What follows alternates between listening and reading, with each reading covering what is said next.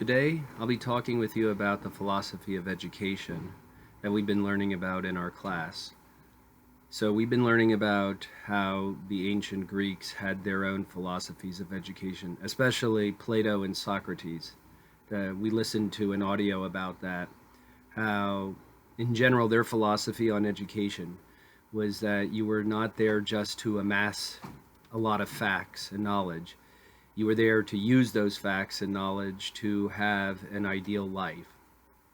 And we heard in the video, for example, someone said that bad things don't happen to bad people, but bad things happen to good people who are unable to deal with complexity or difficult situations.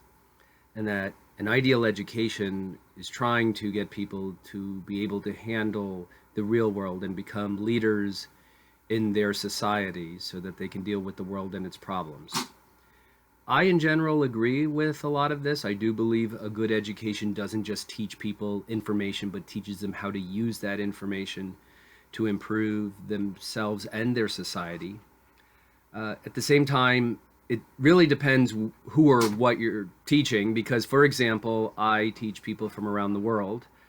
I teach them English, and it's different type of education because it's a service. They're here to improve a language. So I'm here to teach them a language. I'm not here to, for example, make them leaders if they don't want to be. I'm here just to say, this is how you say it in English.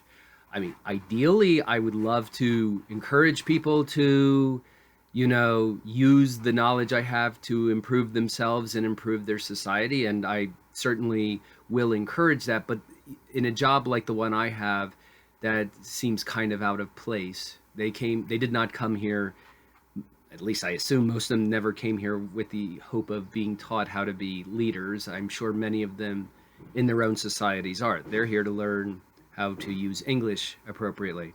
So it's quite different form of education.